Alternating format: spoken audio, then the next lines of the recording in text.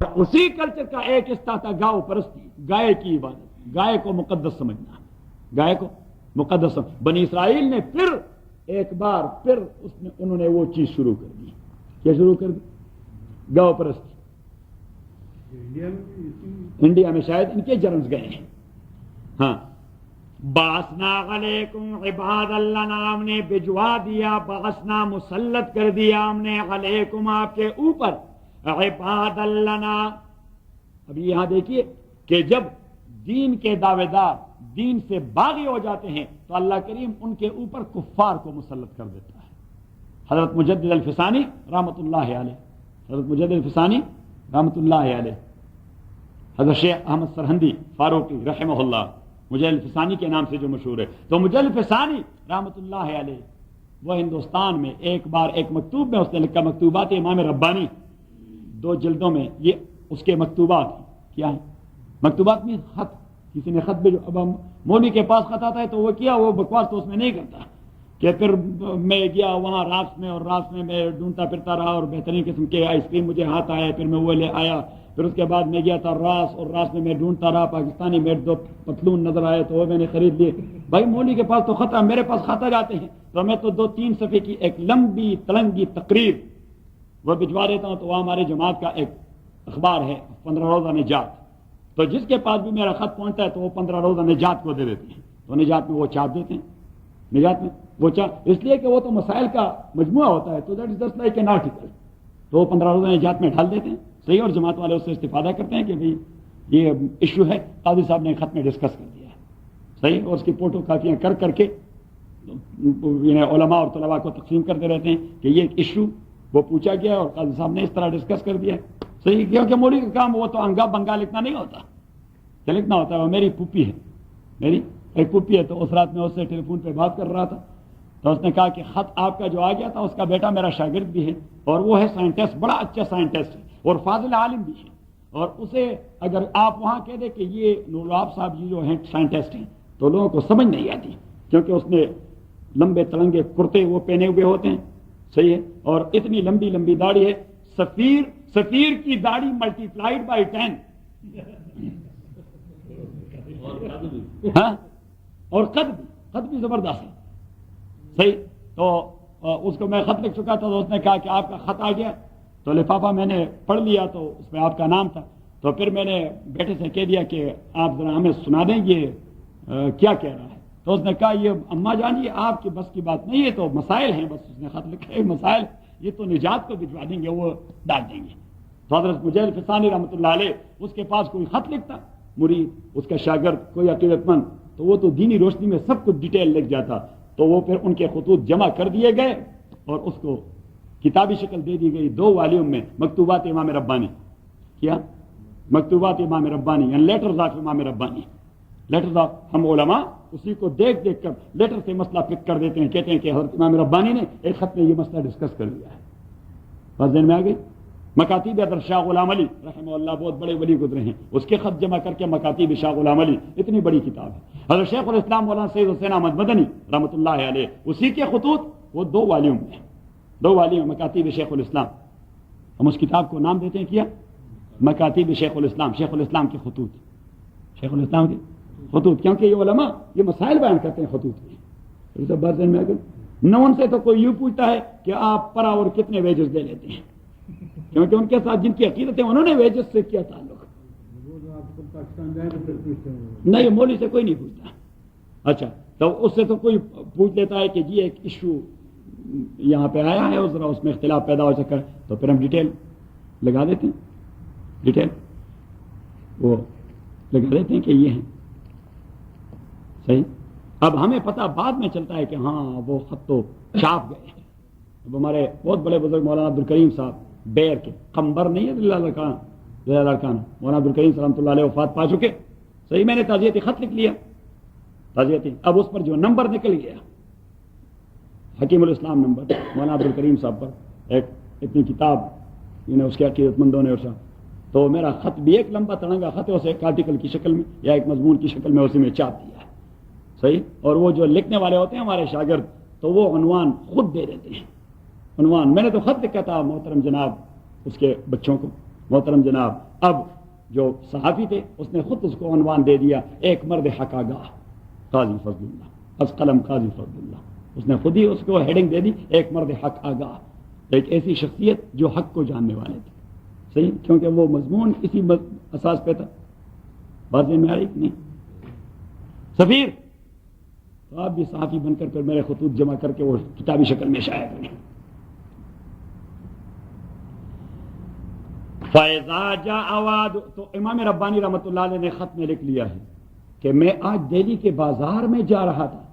چوری صاحب امام ربانی نے لکھا ایک مکتوب میں اپنے مرید کو کہ میں دہلی کے بازار میں جا رہا تھا، اللہ کی عذاب مسلط ہونے والی ہے اس قوم پر، ہندوستانیوں پر اغیار کی یلغار ہو جائے گی اور وہ مسلط ہو جائیں گے، کیونکہ میں نے آج دیکھ لیا کہ لوگ بے حیا بن چکے ہیں. رمضان کے مہینے میں لوگ بازار میں کاتے پیتے رہے ہیں، حالانکہ Hindustan that was non Muslim majority region, تو ممکن ہے غیر مسلم کاتے رہتے، لیکن اس نے کہا کہ یہ حیاداری نہیں. یہ حیاداری جس زمانے میں مروت تھی تو ہمارے گاؤں میں ہندو رہتے تھے تو وہ بھی رمضان کے مہینے میں کلم کلا نہیں کہا کرتے تھے. وہ کتنی مسلمانوں کا روزہ صحیح کہیں ایک جانب جا کے وہ کہا کرتے تھے، لیکن جب بے حیا مسلمان کہتے رہتے ہیں تو ہندو کیا کریں گے؟ ہندو کیا کریں گے؟ صحیح. ایک بار مجھے کسی نے فون کیا، کسی خاتون نے کہا کہ میں ترکی سے ہوں اور میں مسلمان ہوں، میں ترکی سے ہوں اور یہ پتہ نہیں 13 یا 14 رمضان تھا. تو اس نے کہا رمضان کب شروع ہونے والا ہے؟ میں نے کہا بھی ہے 2-3 مہینے.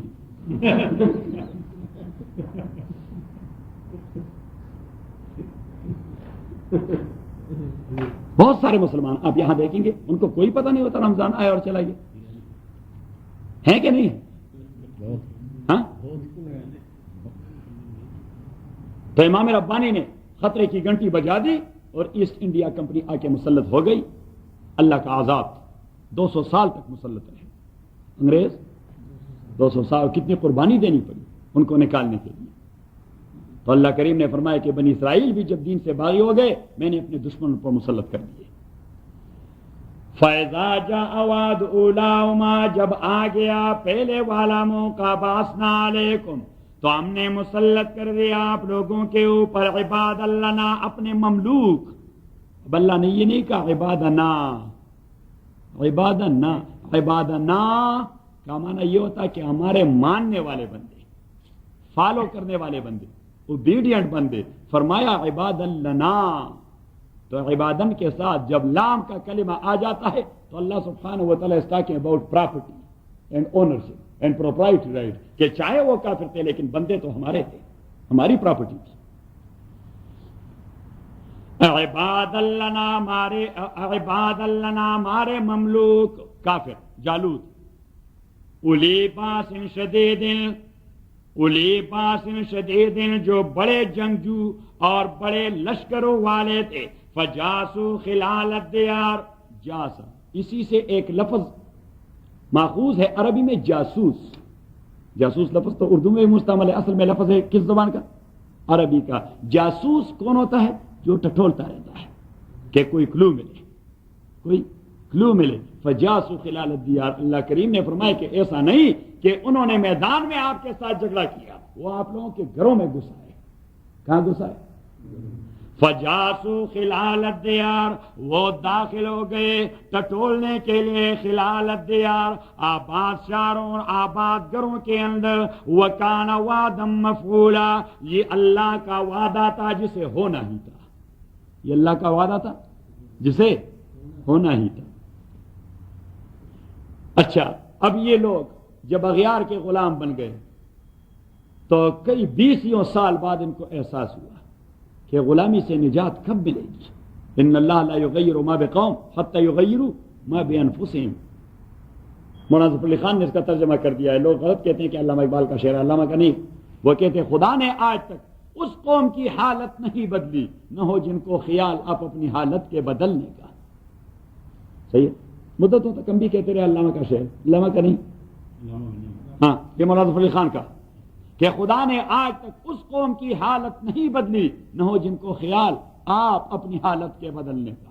ان اللہ لا یغیر ما بقوم حتی یغیروا ما بانفسہم. جب تک آپ خود بھی تبدیل نہ کروائیں، خود تبدیلی نہ لائیں. مفت میں تبدیلی نہیں آتی. کیا مفت میں آ جاتی؟ نہیں آتی. ہاں تو مفت میں تبدیلی نہیں آتی. تو قوم کو احساس ہو جاتا ہے کہ ہم نے کچھ تگ و دو کرنی ہے تاکہ غلامی سے نجات پا کر آزادی مل جائے. غلامی سے نجات پا کر آزادی.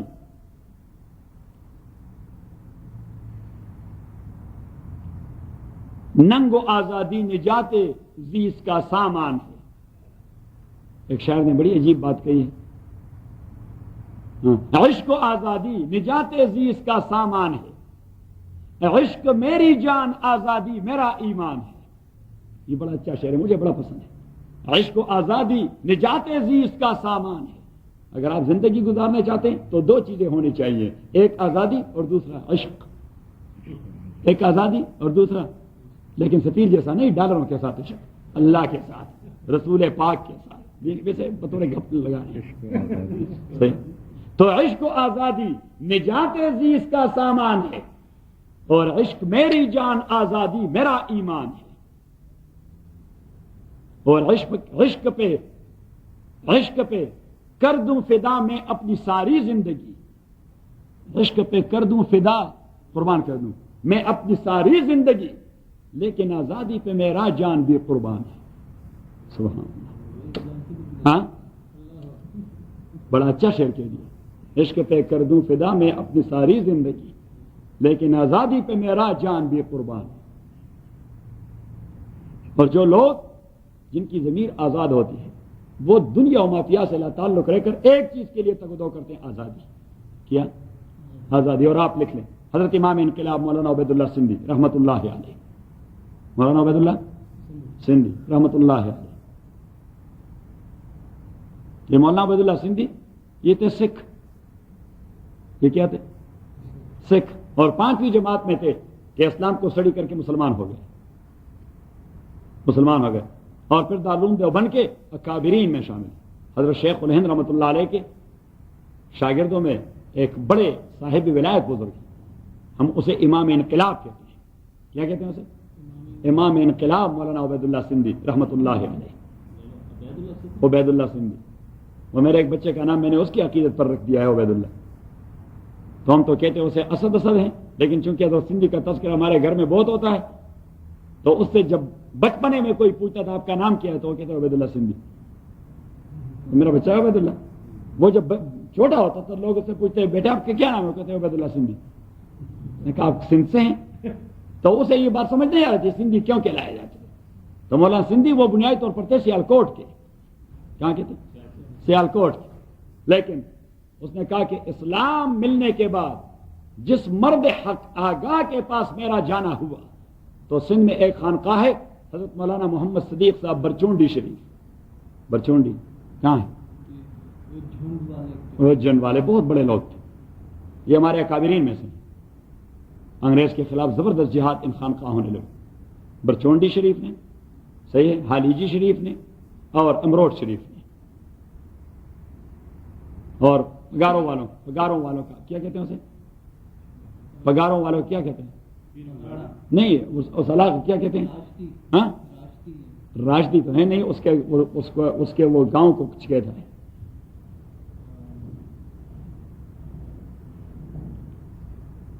تو یہ 4 خانقاہ تھے سندھ میں جنہوں نے انگریز کے خلاف زبردست جدوجہد لڑی. انگریز کے خلاف تو حضرت مولانا سندھی رحمۃ اللہ علیہ وہ وہاں چلے گئے تو فرمانے لگے کہ مجھے زندگی وہاں ملی، مجھے زندگی وہاں ملی. تو سکھ گرانے سے پیدا ہوئے تھے، سیالکوٹ میں پڑھے تھے، دیوبند میں، لیکن اصلی ولایت اسے مل گئی سندھ میں تو اپنا تخلصی سندھی رکھ لیا. صحیح. تو ہم کہتے ہیں امام انقلاب مولانا عبید اللہ سندھی. امام انقلاب مولانا عبید اللہ سندھی. اور وہ جو تفسیر بیان کرتا ہے تو کمال کرتا ہے. اس کی تفسیر کا نام ہے الہام الرحمن، 6 والیوم میں الہام الرحمن. ہاں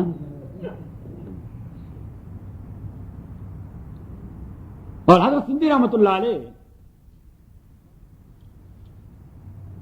اسے ہم شاہ ولی اللہ کے فلسفے کا نباز کہتے ہیں کہ حضرت شاہ ولی اللہ کے فلسفہ قرآن و سنت کو صحیح سمجھنے والے تھے کون؟ مولانا سندھی رحمۃ اللہ علیہ، اور ایسے اللہ والے آدمی تھے. یا سبحان اللہ، 25 سال جلاوطنی کی زندگی گزاری، انگریز کے خلاف لڑ لڑ کے 25 سال جلاوطن رہے، کابل میں 7 سال گزارے، پھر رشیا چلے گئے. اور Russia he was the first out cider اور فارینر جس کو کریملن اور پولٹ بیورو سے خطاب کرنے کا موقع دیا گیا. And at that time Lenin was sick and he was dying at that time.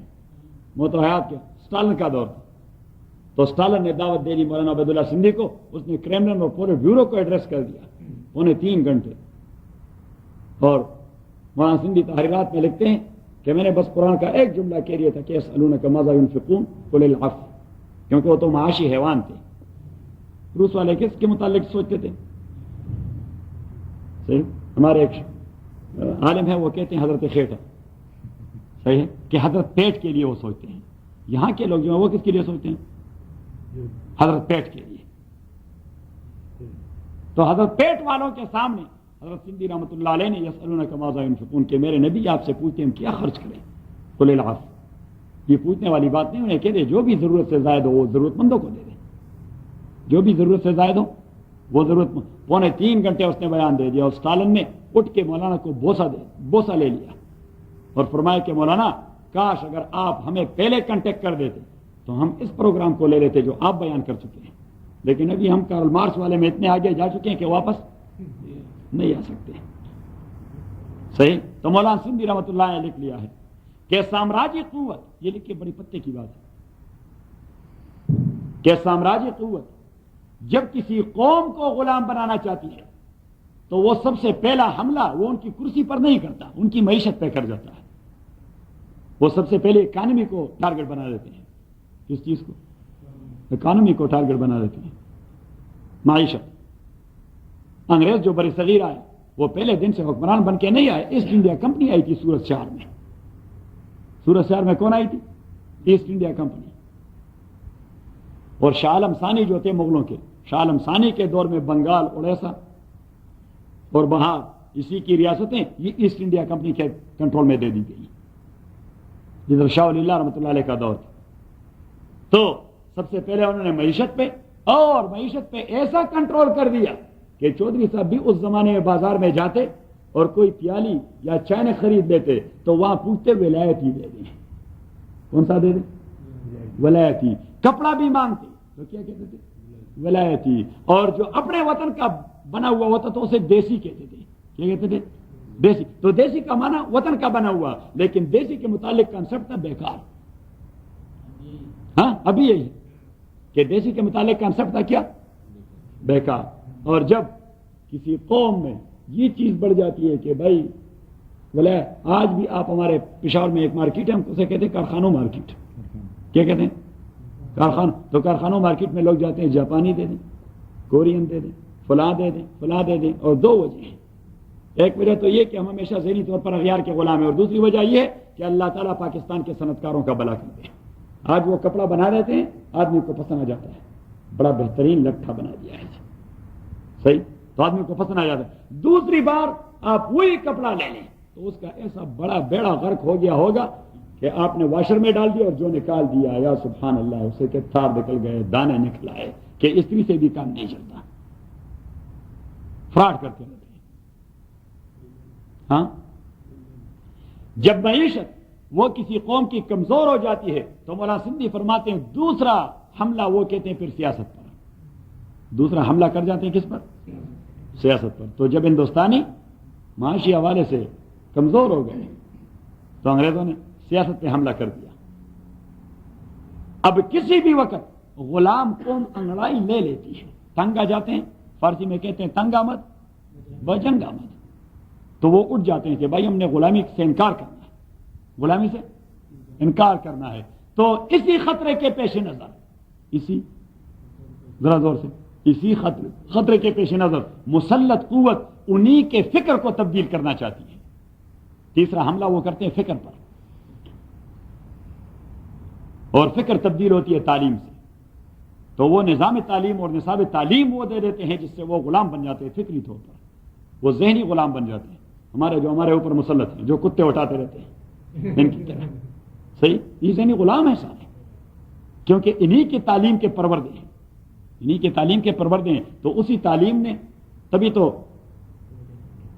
Madras کے district inspector of schools, Madras کے ڈسٹرکٹ انسپکٹر آف سکول، اسی نے ایک بار ایک تعلیمی رپورٹ دے دی کہ ہمیں تعلیمی نصاب اور نظام میں یہ تبدیلی کرنی چاہیے، تو پھر ہندوستان کے باسی وہ شکل و صورت سے تو ہندوستانی لگیں گے لیکن قلب و دماغ کے اعتبار سے وہ خالص فرنگی ہوں گے، صحیح۔ تو وہ لارڈ میکالے نے وہ کام کر کے دکھایا کہ ہمارے جو یونیورسٹیوں کے پڑھے ہوئے ہیں، یونیورسٹیز کے پڑھے ہوئے ہیں، بظاہر تو وہ مسلمان بھی ہیں، وہ ہندوستان کے ہندو بھی ہیں، وہ سب کچھ ہیں، لیکن فکر و نظر کے اعتبار سے وہ یورپی ذہنیت کے غلام ہیں کہ نہیں ہیں کہ نہیں؟ یا سبحان اللہ۔ تبھی تو کوئی تبدیلی نہیں آتی، اس لیے کہ تبدیلی یہاں سے آتی ہے۔ تبدیلی کہاں سے آتی؟ فکر سے آتی ہے۔ تو جب انہوں نے فکر پہ الغار شروع کر دیا تو 3 مردان قلندر اٹھ گئے، یہ آپ لکھ لیں، 3 مردان قلندر۔ ایک کا نام تھا حاجی امداد اللہ مہاجر مکی رحمہ اللہ، حاجی امداد اللہ مہاجر مکی، سن بعد میں کریں گے۔ اور دوسرے تھے حضرت مولانا قاسم نانوتوی رحمۃ اللہ علیہ، اور تیسرے تھے حضرت مولانا رشید احمد گنگوہی، کہ بھائی مسلمانوں کے فکر کو کیسے محفوظ کریں گے؟ تو انہوں نے ایک فکری ادارے کی بنیاد ڈالی جسے دنیا دارالعلوم دیوبند کے نام سے جانتی ہے، یہ آپ لکھیں۔ ہاں، 3 قلندر، وہ قلندران تھے نا، 3 درویش تھے۔ قلندر وہ ہوتے ہیں جو حکومت کی قوت کو نہیں دیکھتے، بس مردانہ وار میدان میں نکل پڑتے ہیں، تو اسے کہتے ہیں قلندر۔ کیا کہتے ہیں؟ ہر قلندر تو سکندر تپ پختو کوئی گی نا، آپ پشتو جانتے نا کہ ہر قلندر تو سکندر دا مچ و ظرفکاری نادان تدلی ونو حقیقت سے پیجنے۔ ایک شاعر نے بڑی عجیب بات کہی کہ ہر قلندر تو سکندر دا مچ و ظرفکاری نادان تو دلی ونو حقیقت سے پیجنے، کہ قلندر سے پوچھو تو سکندر اعظم جیسی شخصیت اس کو مچھر اور مکی کے پر سے بھی زیادہ حقیر نظر آتا ہے، لیکن آپ کو قلندروں کی حقیقت کا پتہ نہیں ہوتا۔ بظاہر ان کے بال وہ بکھرے ہوئے ہوتے ہیں، پرانا سا کپڑا ان کے بدن پہ پڑا رہتا ہے، لیکن ان کے نظر وہ اتنے بڑے ہوتے ہیں کہ وہ سکندر اعظم جیسی شخصیت کو مچھر سے بھی کم تر سمجھتے ہیں۔ نادان تدلی ونو حقیقت سے پیجنے، نادانا۔ علامہ نے تب کہہ دیا کہ تمنا درد دل کی ہو تو کر خدمت فقیروں کی، نہیں ملتا یہ گوہر بادشاہوں کے خزانوں میں، نہیں ملتا یہ گوہر بادشاہوں کے خزانوں میں۔ اور ہمارے بابا عبد الرحمن نے بڑی عجیب بات کہی، ہمارے پشتوں کے بڑے ولی شاعر، تو بابا نے بڑی عجیب بات کہی کہ بادشاہی دا فقیرانوں کو دعاشی ذا رحمان حالا بادشاہ شم سے گداش۔ کسی نے بادشاہی کرنی ہے تو انہوں نے فقیروں سے دعائیں لینی ہوں گی۔ انہوں نے کیسے دعائیں لینی ہوں گی؟ I am not talking about ملنگ، ملنگ تو عذاب ہے، ملنگ کو جانتے ہیں نا، چرس کا چٹا پی کے اور پتہ نہیں وہ تمباکو کی کوئی ڈنڈی آنکھوں میں مار کے آنکھیں سرخ ہو جاتی ہیں، کہتے ہیں بابا پہنچے ہوئے دوست میں۔ ہاں، کوں والی سرکار، یہ پنجاب میں آپ جائیں تو یہاں پہ ایک ٹوم بنا ہوا ہے کوں والی سرکار، دوسری جگہ بلیاں والی سرکار، تیسرے یہ کتوں والی سرکار۔ یہ سائیں مرچو، سبحان اللہ۔ چھوٹے صاحب یہ پنجاب میں یہ عذاب اتنا زیادہ کیوں ہے؟ یہ ہو جاتے ہیں نا بیچنے کے لیے، تو اس کی وجہ سے ہاں آپ کے یہاں بیچنے کے لیے بھی جاتے ہیں نا، تو پھر اس کی وجہ سے یہ ہاں نہیں، اللہ تعالیٰ جماعت کو خیر دے۔ جماعت والوں نے بڑا کام کیا، لوگوں کے کچھ ذہن بن جاتے ہیں، جماعت کے ساتھ نکل جاتے ہیں، کیونکہ جماعت والوں کا یہ جو بنیادی جملہ مولانا ایاز نے بتا دیا ہے، اللہ سے ہونے کا یقین اور مخلوق سے کچھ نہ ہونے، یہ دین کا حاصل ہے کہ اللہ سے ہونے کا یقین، مخلوق سے کچھ نہ ہونے کا یقین، کہ مخلوق کچھ نہیں کر سکتا جب تک اللہ کا فیصلہ نہ ہو سکتا۔ بس سمجھ میں آ گئی؟ یہ توحید لا الہ الا اللہ، اللہ سے ہونے کا، مخلوق سے نہ ہونے کا۔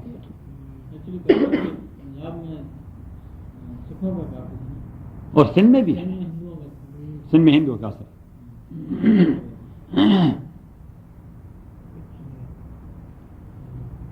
تو دارالعلوم دیوبند یہ اصل میں فکر کے لیے بنایا گیا، اور سب سے پہلے فتویٰ بھی مسلک دیوبند کی طرف سے دے دیا گیا۔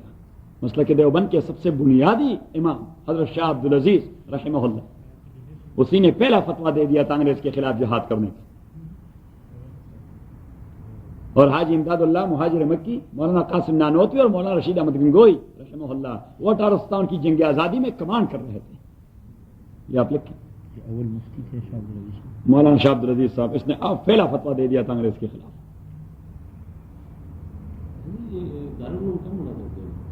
یہ 1869 یا 68 جنگ آزادی کے فوراً بعد بن گیا تھا۔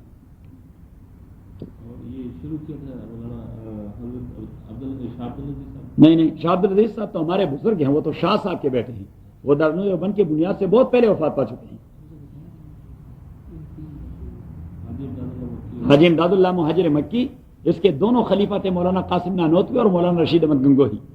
حاجی امداد اللہ صاحب ولی آدمی کیا تھے، ولی، اور یہ اس کے خلفاء ہیں، مولانا گنگوہی، مولانا قاسم نانوتوی، مولانا یعقوب نانوتوی، مولانا اشرف علی تانوی، یہ سارے لوگ حضرت حاجی امداد اللہ رحمۃ اللہ علیہ کے خلفاء تھے۔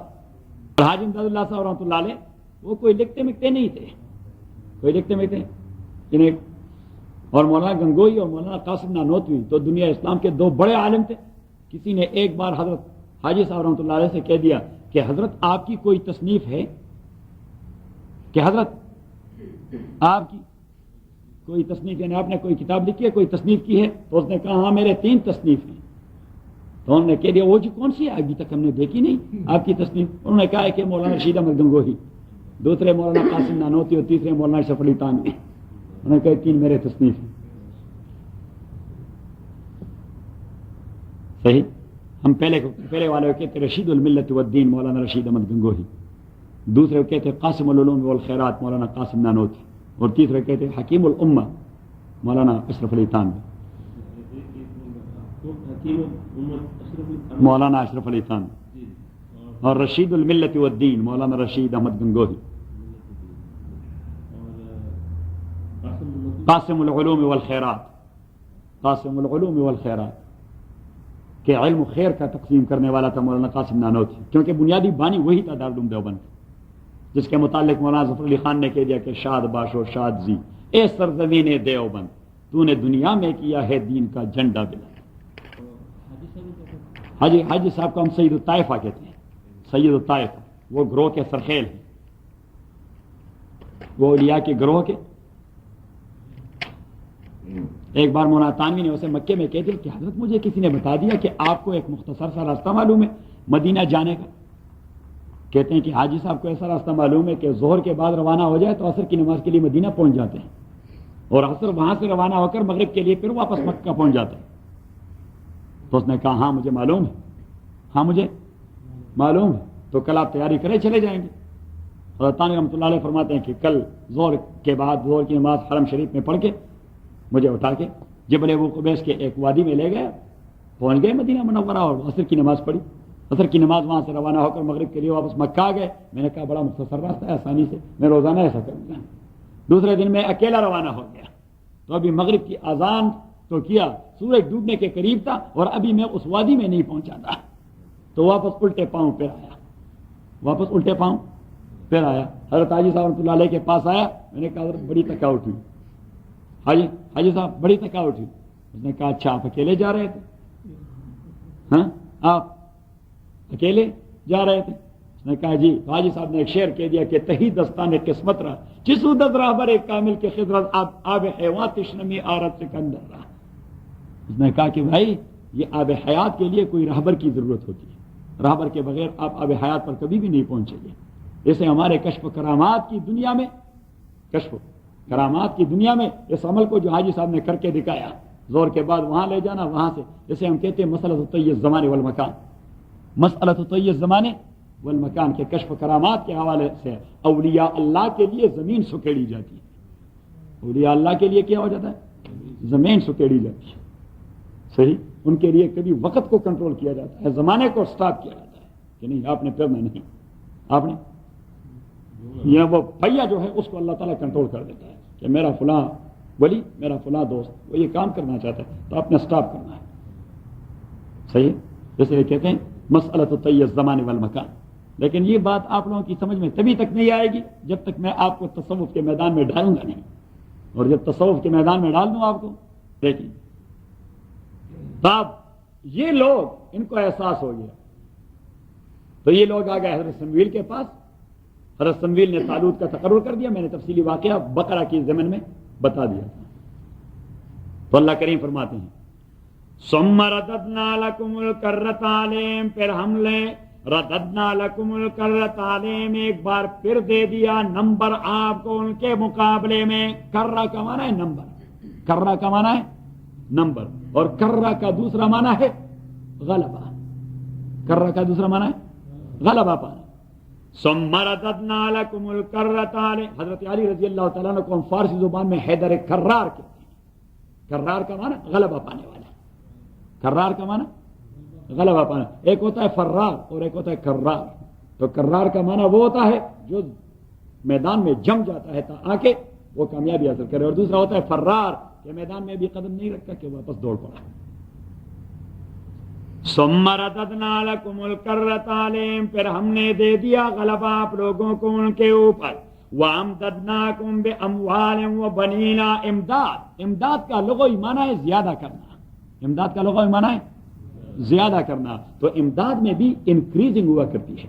اگر میں آپ کے ساتھ کوئی بدنی امداد کرتا ہوں تو مین کہ آپ کی بدنی قوت کو زیادہ کرتا ہوں، صحیح ہے. اور اگر سفیر خدا نہ خواستہ، ایسا ہوتا نہیں، اگر سفیر فار ایگزامپل قاری صاحب کے ساتھ کوئی مالی امداد کرتا ہے $1000 دے کے، تو اٹ مین کہ قاری صاحب کے والٹ میں یعنی اضافہ کروا دیتا ہے، اس لیے اس کو امداد کہتے ہیں.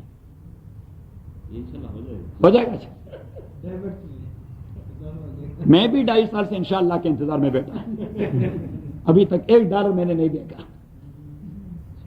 پھر کروں وہ کار والا مسئلہ بیان کر دوں. ثم رددنا لکم الکرۃ علیہم، البتہ یہ ہے آپ وہ بیان نہ کریں، وہ کل کو چیک لے آئے گا. ہاں اچھا، البتہ یہ ہے کہ سفیر کے پاس کھانے ٹھیک ٹھاک ملتے ہیں، صحیح ہے. لیکن پہلے زمانے میں یہ زیادہ سخی تھے، یا یہ تھا کہ میرا گھر نہیں تھا.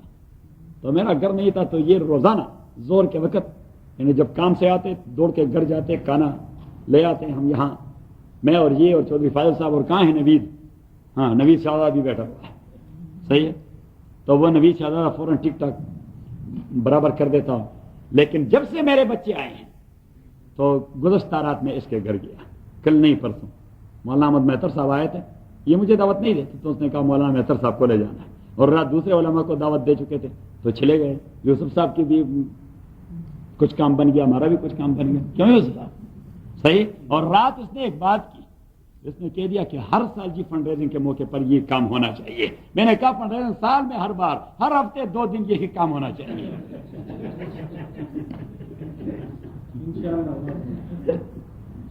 اس لیے کہ آپ نے جو بیٹھک بنا دیا ہو تو اس کے لیے ہے. بیٹھک میں کوئی آئی نہیں تو بیٹھنے والا نہ ہو تو بیٹھک کسے کہتے ہیں؟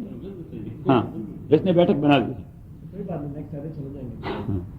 ثم رددنا لکم الکرۃ علیہم وامددناکم باموال وبنین، ہم نے زیادہ کر دیا آپ لوگوں کو باموال وبنین، اموال وبنین اور بیٹوں کے ساتھ.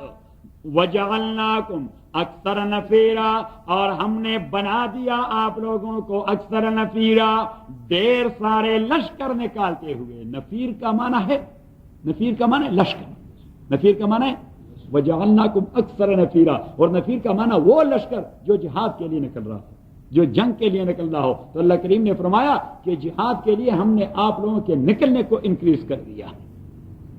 جہاد کرو گے، نبی کریم صلی اللہ علیہ وسلم فرماتے وذروۃ سنام الاسلام الجہاد، وذروۃ سنام الاسلام. حضور علیہ الصلوۃ والسلام نے فرمایا کہ الصلاۃ عماد الدین، نماز یہ اسپائنل کارڈ ہے، بیک بون ہے اسلام کا. یہ کیا ہے؟ تو جو آدمی نماز نہیں پڑھتا تو اس کا بیک بون ختم ہو چکا ہے. تو بیک بون جس کا کریک ہو جائے تو اس کا نہ پیشاب رکتا ہے اور نہ پاخانہ، صحیح. تو جنہوں نے اپنا بیک بون بریک کر دیا ہے ان کا نہ پیشاب رکتا ہے اور نہ پخانہ، اور بیک بون اسلام کا کیا ہے؟ نماز. اور حضور السلام نے فرمایا کہ وہ زکات قنطرۃ الاسلام، اسلام کی ٹریجری اور خزانہ یہ زکات ہے. یہ کیا ہے؟ زکات ہے. تو اگر آپ اسلام کو مضبوط کرنا چاہتے ہیں you must be committed with زکات. صحیح. اور حضور الصلوۃ والسلام نے فرمایا وذروۃ سنام الاسلام الجہاد. سنام آپ یہ جو بیل ہوتا ہے، بیل اسی کے گردن کے پیچھے اور پیٹھ اور کمر سے آگے ایک ابھرا ہوا حصہ ہوتا ہے، ہم اسے قب کہتے ہیں. آپ کیا کہتے ہیں؟ ہاں کوہاں کہتے ہیں.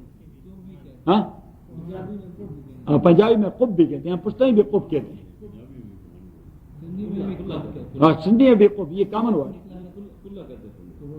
کلا کلا تو بھائی سر پر پڑا رہتا ہے.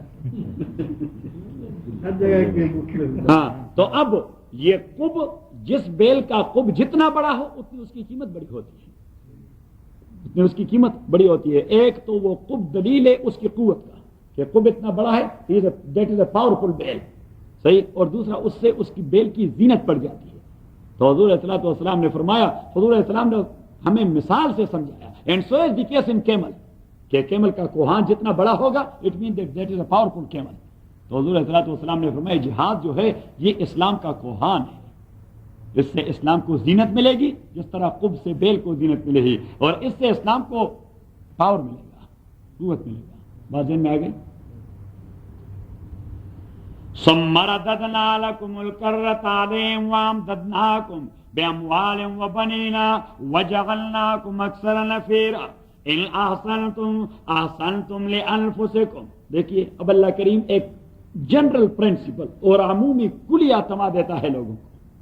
عمومی کلیہ کہ کل جب آپ بزدل بنے ہوئے بیٹھے تھے اور اللہ کے نبیوں کو تکذیب کرواتے تھے، اللہ کے احکام کو نہ مان رہے تھے، تو غیر آ کے آپ پہ مسلط ہو گئے. آپ کا نہ دین رہا، نہ ایمان رہا، نہ عزت رہی، نہ آبرو رہی، نہ بچے رہے، نہ مال رہا، نہ گھر رہا، غلام بن گئے. اور آج جب آپ لوگوں نے غیرت کا مظاہرہ کر دیا، دین کے اساس پر امام کے اقتداء میں آپ لوگوں نے جہاد شروع کر دیا، آپ کو عزت مل گئی، آپ کو قوت مل گئی، آپ اپنے پراپرٹی کے مالک بن گئے.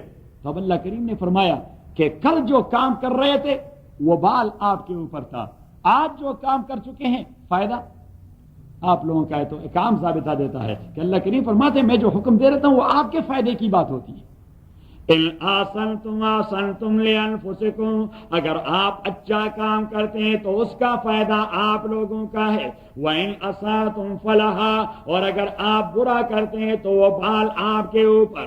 فَإِذَا جَاءَ وَعْدُ الْآخِرَةِ، جب دوسرے بار والا مسئلہ آگے آپ لوگوں نے پھر فساد کر دیا اور پھر وائلیٹ کر گئے، تو پھر کیا ہوا؟ لِيَسُوءُ وُجُوهَكُمْ، تو اس لیے کہ آپ کے لیے سوء وجوہکم، کہ آپ کو ذلیل کر دیں. یسوء وجوہکم کا معنی کہ برا کر دے آپ کے چہرے کو برا کرنا مینس کہ ذلیل کر دیں. اللہ کریم نے فرمایا کہ ایک بار پھر میں نے دشمنوں کو مسلط کروا دیا کہ آپ کو ذلیل کر دیں. لِيَسُوءُ وُجُوهَكُمْ وَلِيَدْخُلُوا الْمَسْجِدَ كَمَا دَخَلُوا أَوَّلَ مَرَّةٍ، اور یہ کہ داخل ہو جائیں وہ مسجد اقصیٰ کے اندر جس طرح وہ پہلے داخل ہو چکے تھے. مینس کہ آپ کے قبلے کو وہ تاخت و تاراج کر دیں. کیونکہ ایک ہوتا ہے فار ایگزامپل خدا نخواستہ کوئی میرے گھر میں گھسا ہے. کہاں گھسا ہے؟ میرے گھر، اور میرا گھر مجھ سے سنیچ کر لے، تو اٹ مین کہ وہ آدمی مجھے محروم کر چکا ہے. کس کو محروم کر چکا ہے؟ مجھے. لیکن جو بیت المقدس پہ قبضہ کیا گیا ہے تو فلسطینیوں کو محروم کیا گیا یا مسلمانوں کو؟ ذرا زور سے. خدا نخواستہ بیت اللہ کو کوئی غیر مسلم قبضہ کر گئے تو وہ کنگ فہد کو محروم کر جائیں گے یا مسلمانوں کو؟ تو اسے کہتے ہیں مسلمانوں کا اجتماعی خسارہ. تو اللہ کریم نے فرمایا کہ او بنی اسرائیل، میں نے آپ کا قبلہ پھر واپس اٹھا کے کافروں کے حوالے کر دیا. وَلِيَدْخُلُوا الْمَسْجِدَ كَمَا دَخَلُوا أَوَّلَ مَرَّةٍ وَلِيُتَبِّرُوا مَا عَلَوْا تَتْبِيرًا، اور اس لیے لِيُتَبِّرُوا انجام یہ ہوگا کہ آپ لوگوں نے جو تکبر کر دیا ہے اس کو خاک میں ملا دے. عَسَىٰ رَبُّكُمْ أَن يَرْحَمَكُمْ، یہ بھی جنرل پرنسپل اور کلی قاعدہ ہے. کہ اب انہوں نے بیت المقدس بھی لے لیا، 1,00,000 یہودیوں کو بھیڑ بکریوں کی طرح ہانک کر بابل لے گئے، لیکن اللہ کریم فرماتے ہیں کہ ضابطہ وہی ہے، عسیٰ ربکم ان یرحمکم، آپ تھوڑے بہت بھی انسان کے بچے بن جائیں تو پروردگار پھر رحم کر جائے گا۔ عسیٰ ربکم، ممکن ہے آپ کے پروردگار آپ کے اوپر رحم کر دے، وَإِنْ غُدْتُمْ غُدْنَا، وَإِنْ غُدْ رحم کر دے مینز کہ آپ کو پھر آزادی دے دے، مینز آپ کو پھر اپنی پراپرٹی کا مالک بنا دے، مینز آپ کو پھر جہاد کا جذبہ دلوا دے، صحیح، آپ کی عزت و آبرو پھر بحال ہو جائے، لیکن پھر اللہ نے تیسرا پرنسپل دے دیا کہ وَإِنْ غُدْتُمْ غُدْنَا، قیامت تک میرا ایک پیغام ہے کہ جب بھی دین والے لوگ، دین کے دعوے دار میرے دین کو وائلیٹ کریں گے، کس کو وائلیٹ کریں گے؟ دین کو، اور دین کے ساتھ کمیٹڈ، تو اللہ کریم نے فرمایا غدنا، ہم نے بھی اپنے فیصلے کے پاس واپس جانا ہے، اور اللہ کا فیصلہ کہ میں آپ کو اغیار کے زیر نگین رکھوں گا، کفار کو آپ کے اوپر مسلط کروں گا۔ آج جو پوری دنیا میں کفار مسلمانوں پر مسلط ہے، اس لیے کہ دین کے ساتھ ہماری وابستگی نہیں ہے، تو اللہ کریم فرماتے ہیں کہ میرا قاعدہ میں تبدیل نہیں کرتا، وَإِنْ غُدْتُمْ غُدْنَا لَكُمُ الْكَرَّةَ عَلَيْهِمْ، تو کرہ کا لفظ یہ نمبر کے لیے بھی آتا ہے، اور کرہ کا لفظ عربی میں غلبے کے لیے بھی استعمال ہوتا ہے، تو یہاں دونوں مراد ہیں۔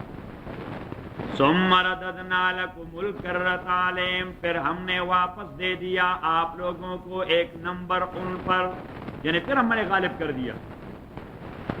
وَأَمْدَدْنَاكُمْ بِأَمْوَالٍ وَبَنِينَ، اور اضافہ کر دیا ہم نے آپ لوگوں کے لیے مال اور اولاد میں، وَجَعَلْنَاكُمْ أَكْثَرَ نَفِيرًا، اور بنا دیا ہم نے آپ کو لشکر کے اعتبار سے ڈھیر سارا، ہم نے آپ کو لشکری قوت دے، افرادی قوت دے۔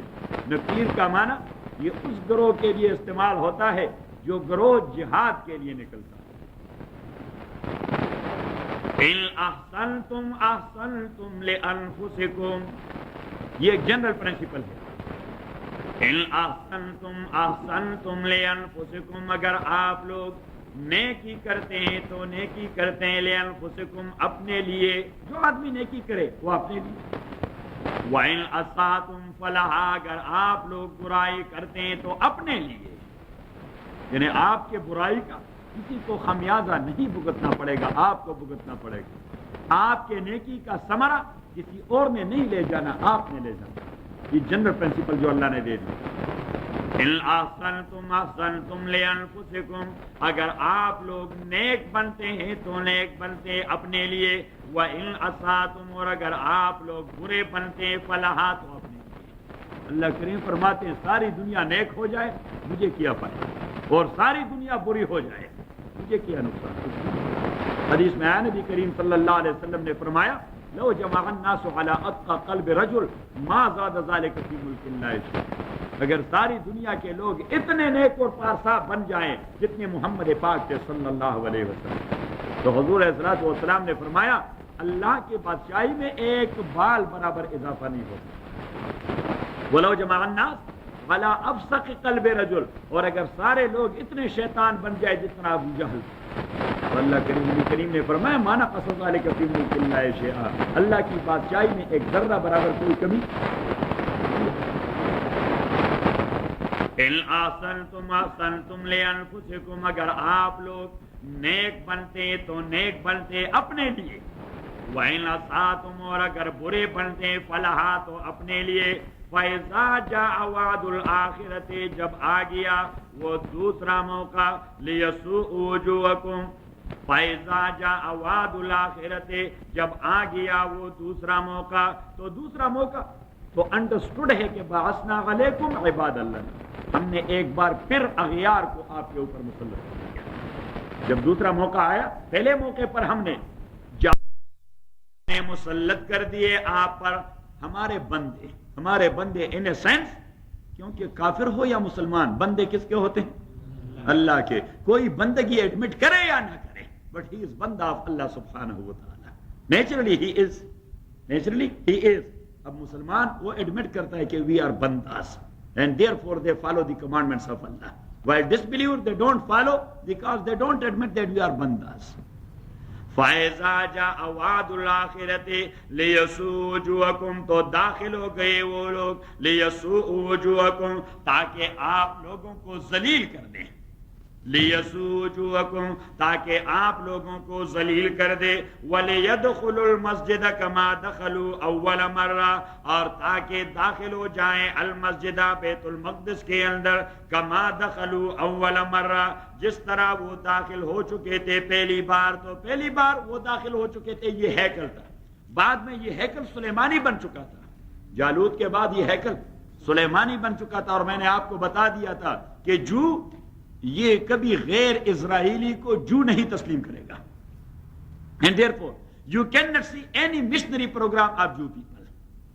ریلیجیس بنیاد پر ان کا کوئی مشنری پروگرام نہیں ہوتا، وہ کسی کو کنورٹ نہیں کرواتے، وہ نہیں عیسائی سے کہتے ہیں کہ آپ جو بن جائیں، نہ مسلمان سے کہتے ہیں کہ آپ جو بن جائیں، نہ سکھ اور ہندو سے کہتے ہیں کہ آپ جو بن جائیں، وہ مشنری پروگرام نہیں چلاتے، وہ پولیٹیکلی ان کو ایک لائن پر لے آتے ہیں، یا اکنامکلی ان کو کنٹرول کرتے ہیں، پولیٹیکلی کنٹرول کرتے ہیں یا اکنامکلی کنٹرول کرتے ہیں۔ وہ کہتے ہیں we have no any concern with religion of other people, may be Muslim but politically they may be supporter of Jew people, or economically they may be supporter of Jew people, whether they know or they don't know۔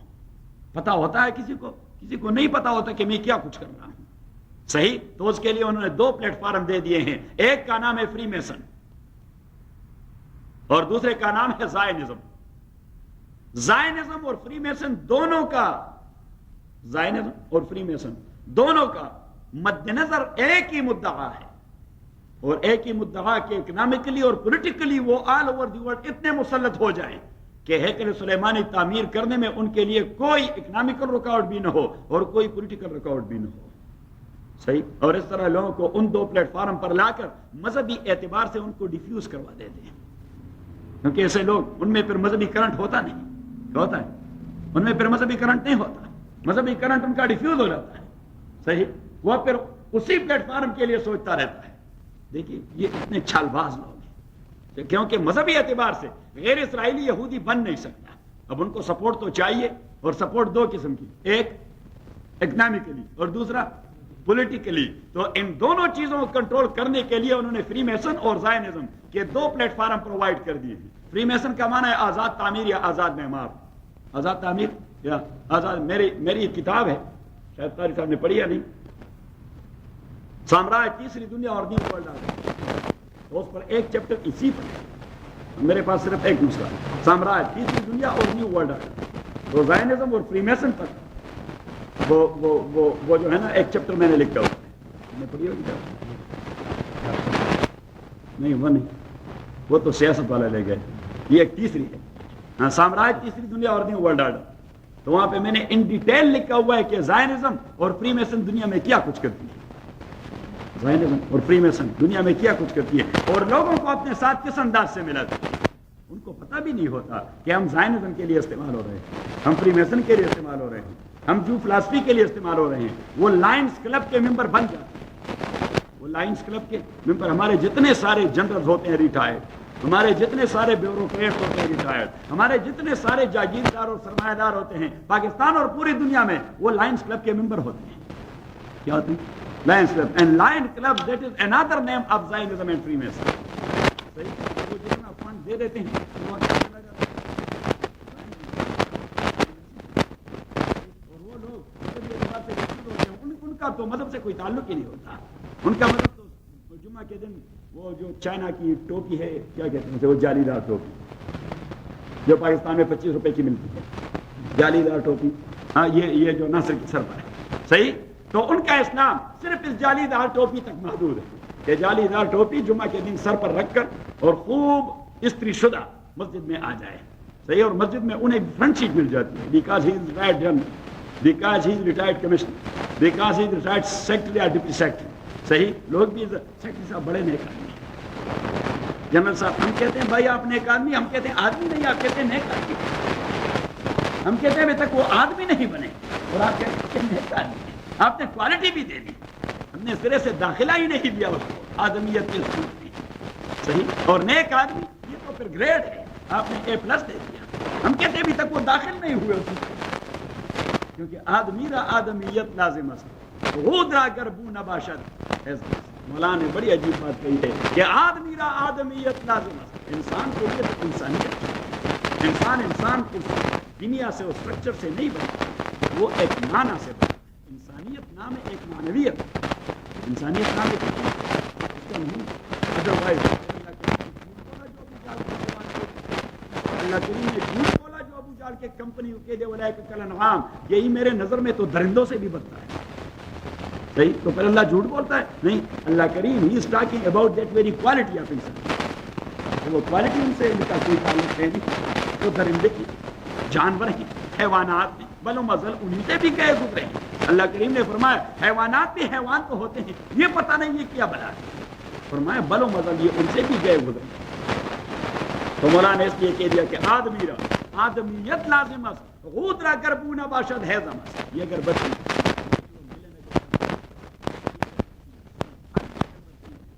ڈھیر سارے ہوتے ہیں single اگربتی اور فلان فلان. اب اگربتی کیا ہے؟ ایک ٹنکا ہے، ایک ٹنکا ہے، ایک چھوٹی سی لکڑی ہے، ایک چھوٹی سی لکڑی. لیکن اسے اگربتی کیوں کہتے ہیں؟ ہم پیسے کیوں دیتے ہیں؟ محراب کے اوپر کیوں لگا دیتے ہیں؟ مسجد میں ان کو احترام کا مقام کیوں دے دیتے ہیں؟ اس لیے اگر آپ ٹنکے کو آگ لگائے اور وہ خوشبو کی اسماک پھیلائے تو پھر تو آپ نے وہ وہاں سے باہر پھینک لیا. یہ کیا گند لے آیا؟ جس طرح آپ باہر پھینک دیتے ہیں کہ معنویت نہیں، اس انسان کو بھی باہر پھینک دے، اس کے اندر کوئی معنویت. صحیح ہے نا؟ Quality quality. بابا عبدالرحمان نے بڑی عجیب بات کہی تھی کہ آدمیت صرف دولت نہ رحمان خود کو جوڑ سیدھے سرو کرو انسان میں. بابا نے تو بہت آگے بات کی کہ آدمیت صرف دولت نہ دے رحمانہ بدھ کو جوڑ سیدھے سرو کرو انسان نہ دے. کہ عبدالرحمان آدمیت یہ دولت پہ موقوف نہیں ہوتی، یہ گولڈ اور سلور پر موقوف نہیں ہوتی. گولڈ اور سلور کا بہترین نمونہ بنا کر آپ اسے انسان کا نام دے سکتے ہیں، حالانکہ وہ سراپا گولڈ ہی ہے. آپ نے اگر گولڈ کا انسان بنا دیا تو کوئی اسے کہہ دے کہ یہ انسان نہیں کہے گا کہ بھائی گولڈ کا اسٹیچو ہے، کوئی اسے انسان نہیں کہے گا. آپ نام رکھ کے بھی کوئی بھی نہیں کہے گا کہ ہاں یہ انسان ہے. تو بابا نے فرمایا خدا کے لیے اگر خالص دولت سے بنے ہوئے خود کو انسان نہیں کہتے تو دولت کے اساس پر بھی کسی کو انسان نہ بنتے. یعنی جب دولت سے بنی ہوئی چیز کو انسان نہیں کہتے تو دولت کے اساس پر بنے ہوئے انسان کو بھی انسان نہ کہیں. انسانیت ایک معنی کا جیسے بابا نے کہا بابا نے ہاں یہ آپ کے بابا ہیں لیکن تمہیں پشتو نہیں آتی.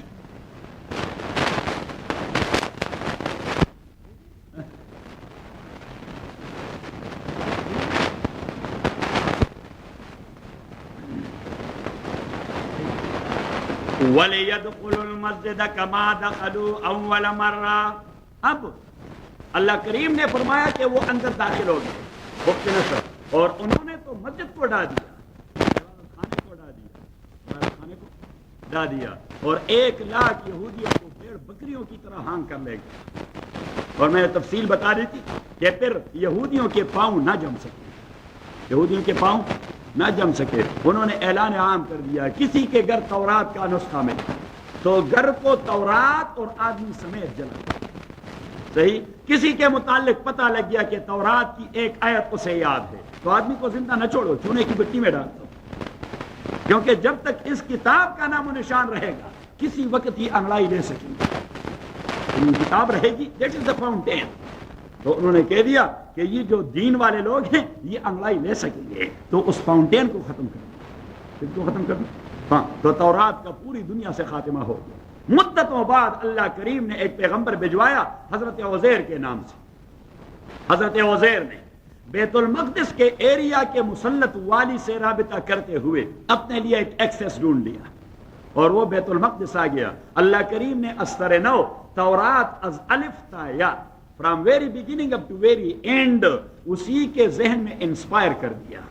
اور حضرت عزیر نے بیت المقدس کے کنڈر کے قریب کھڑے ہو کر پوری کی پوری تورات سنا دی، پوری کی پوری تورات سنا دی. اب یہودی وہ دین کا چسکا تو انہیں تھا، انہوں نے جب دیکھ لیا بھائی ایک آدمی جب تورات کا نام و نشان نہیں تھا اس نے کل کا کل سنا دیا، تو انہوں نے اسے میٹا فزیکل قسم کی مخلوق سمجھ کر وہ ہضم نہ کر سکے.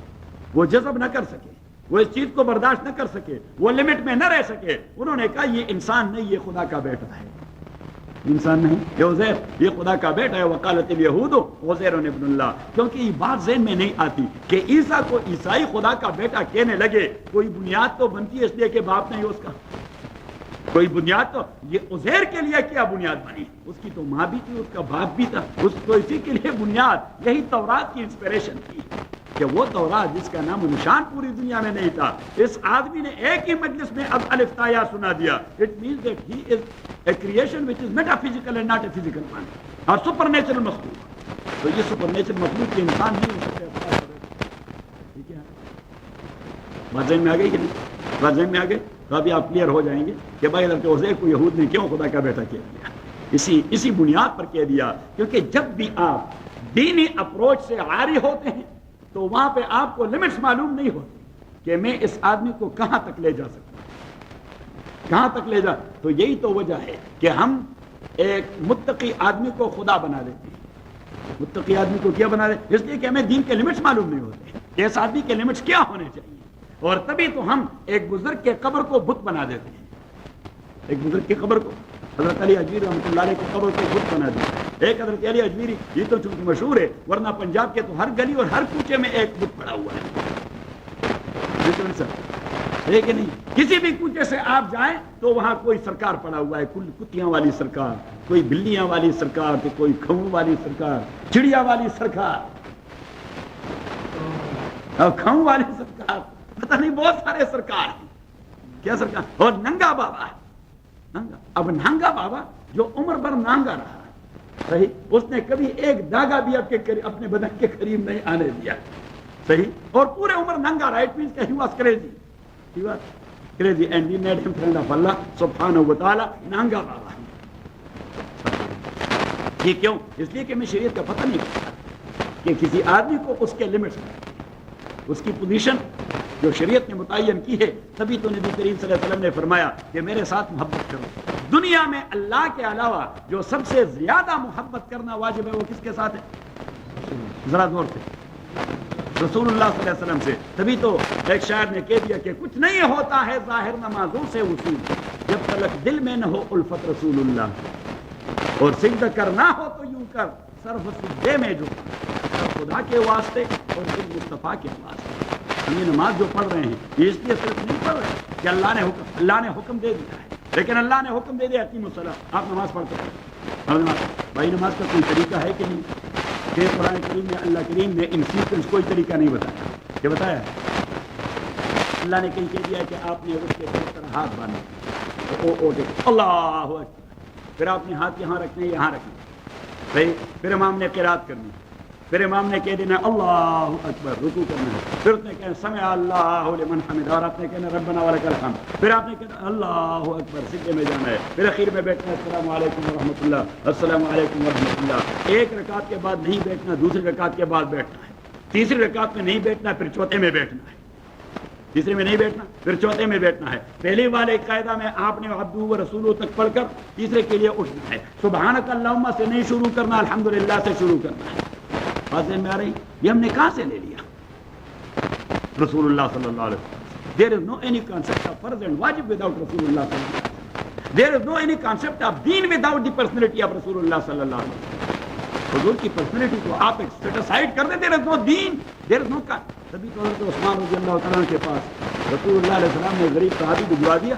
ایک صحابی وہ شادی کر رہا تھا، حضور سے کہنے لگا کہ اللہ کے نبی میں ولیمہ کرنا چاہتا ہوں، اللہ کے نبی میں ولیمہ کرنا چاہتا ہوں۔ اب اگر چودھری صاحب خامخواہ زور لگائیں کہ بھائی میں لیمب روسٹ کرنا چاہتا ہوں، آپ مجھے اجازت دیں، اس کے لیے اجازت کی کوئی ضرورت نہیں ہوتی، اور ہم چودھری صاحب کے ہاتھ نہیں رکوا سکتے۔ تو صحابی نے حضور صلی اللہ علیہ وسلم سے کہا کہ ویسے اگزامپل دے رہے ہیں، اور چونکہ چودھری صاحب میرے دائیں ہاتھ پر بالکل سب سے پہلے بیٹھے ہوئے تھے، صحیح، تو حضور علیہ السلام نے فرمایا ابدؤوا بالتیامن، تمام کاموں میں شروع دائیں ہاتھ، صحیح ہے۔ تو جو پہلے ضرب پڑتا ہے تو وہ چودھری صاحب کو پڑ جاتا ہے، اس لیے کہ حضور علیہ السلام کی سنت پہ عمل کرتے ہوئے ابدؤوا بالتیامن۔